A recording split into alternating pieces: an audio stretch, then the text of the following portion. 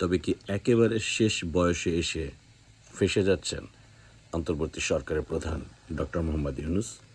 না, সরকার প্রধান হিসেবে নয়। এতদিন যেই যে কার্যকলাপ তিনি করেছিলেন তার মুখোশের আড়ালে সে বিষয়গুলো ফাঁস হতে চলেছে। কিছুতেই বাংলাদেশ থেকে ফাঁস হবে এমনটি নিশ্চয়ই ধারণা করা বোকামি। আপনারা এরই মধ্যে জেনেছেন অ্যাপস্টেইন ফাইল, যেটা বিশ্বে প্রায় সমস্ত রাষ্ট্রনায়কদের ঘুম হারাম করে দিচ্ছে। প্রায় প্রতিদিনই ভাবছে কখন কার নাম ওঠে সেই তালিকায়। অ্যাপস্টেইন ফাইল নিশ্চয়ই আপনারা জানেন যে একজন ব্যক্তি, একজন ধৃত ব্যক্তি, যিনি অ্যাপস্টেইন নামক ব্যক্তিটি, তিনি ক্যারিবিয়ানে, আমরা জানি যে একটি আইল্যান্ডে, সেখানে বিশ্বের তাবৎ তাবৎ রাষ্ট্রপ্রধান বা বিখ্যাত জনদের সেখানে নিয়ে আমোদ প্রমোদ বা বিকৃত কার্যকলাপে ব্যস্ত থাকতো। সেই তালিকায় এমন কোনো রথী মহারথী নেই যাদের নাম না উঠে আসছে। দুর্ভাগ্যক্রমে সেই তালিকায় যদিও আনুষ্ঠানিকভাবে অভিযুক্ত হিসেবে নাম উঠে আসেনি ডক্টর মোহাম্মদ ইউনূসের, কিন্তু লক্ষণ বোঝা যাচ্ছে সেটি ভালো কিছু নয়। যে লক্ষণটি গণমাধ্যমের বিভিন্ন সূত্রে খবর বের হয়েছে বা সামাজিক যোগাযোগ মাধ্যমে যে খবরগুলো বের হচ্ছে, সেই তালিকায় বলা যেতে পারে হয়তো বা ডক্টর মোহাম্মদ ইউনূস ফেঁসে যেতে যাচ্ছেন। কিভাবে? সেটা হচ্ছে অ্যাপস্টাইনের যিনি খুবই ঘনিষ্ঠ,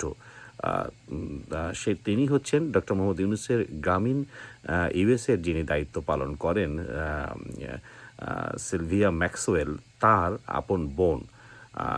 তার ফলে তার সাথে যে ডক্টর মোহাম্মদ ইউনূসের বিভিন্ন সময়ে যোগাযোগ বা ছিল, সেই বিষয়গুলো এরই মধ্যে এসেছে বলে সামাজিক যোগাযোগ মাধ্যমের খবর এসেছে।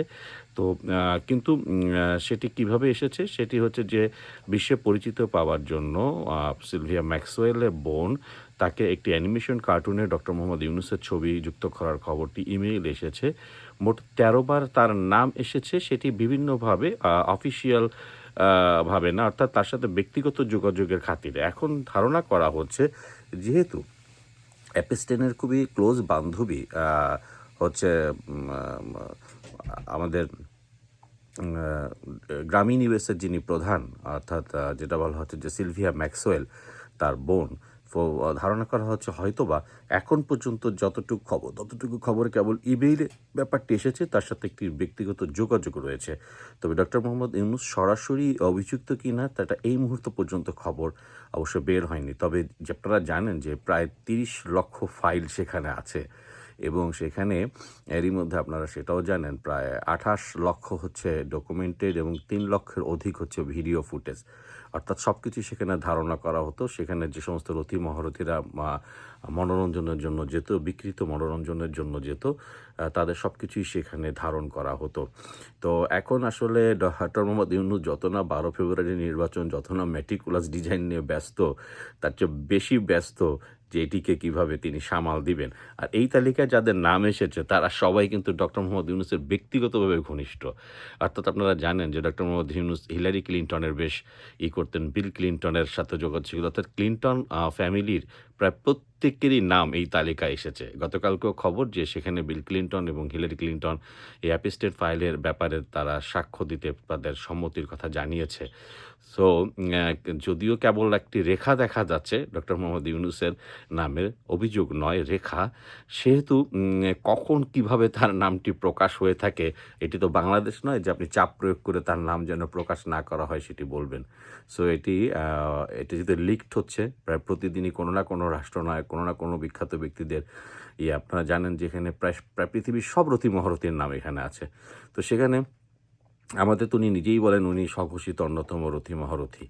তো সেটির ব্যাপারে আসলে আনুষ্ঠানিকভাবে কখন সেই তালিকায় যদি তার নাম আসে, তাহলে তার এতদিনের যেই তর্জন গর্জন, সেগুলোর কি অবস্থা দাঁড়াবে সেটি একটি দেখার বিষয়। যদিও তিনি ৫ই আগস্টের আগে বলেছিলেন পৃথিবীর সবাই তার বন্ধু, সবার সাথে তার ব্যক্তিগত বন্ধুত্বের যোগাযোগ।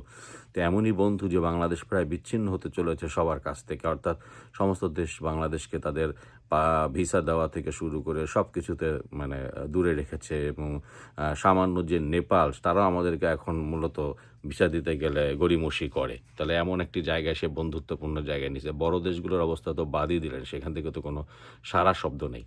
এরই মধ্যে ডক্টর মোহাম্মদ ইউনূসের আরেকটি মেটিকুলাস দুর্নীতির খবর বের হয়েছে। আপনারা জানেন যে তিনি এই যে ২ জন তরুণকে নিয়ে এসেছিলেন বিডার, আশিক চৌধুরী আর আরেকজন যিনি আছেন, যে তাকে ধরে যেই পরিমাণ দুর্নীতি করেছেন সেই খবরটি ফলাও করে বণিক বার্তায় ছাপা হয়েছে, এবং সেখানে কিভাবে তিনি তার নিজস্ব সমস্ত ব্যবসা বন্য কিছু ব্যক্তিগত অর্জন চরিতার্থ করার জন্য এই দুজনের উপরে নির্ভর করে করেছেন, আশিক চৌধুরী এবং আরেকজনের উপরে বিডার চেয়ারম্যান এবং ইসের তো বিনিয়োগ বোর্ডের, অর্থাৎ এগুলো বোঝা যাচ্ছে যে ডক্টর মোহাম্মদ ইউনূস ১২ই ফেব্রুয়ারি নির্বাচন হবে, কিন্তু তার যেই একটি মুখোশ ছিল সেই মুখোশটি এখন খসে পড়ছে। সেটি দেশীয় ভাবে হয়তো সাহস করেছে বণিক বার্তা, কিন্তু আন্তর্জাতিকভাবে যেভাবে অ্যাপস্টেইন ফাইলের বিষয়টি আসছে তাতে আসলেই ঘাম ছুটছে ডক্টর মোহাম্মদ ইউনূসের।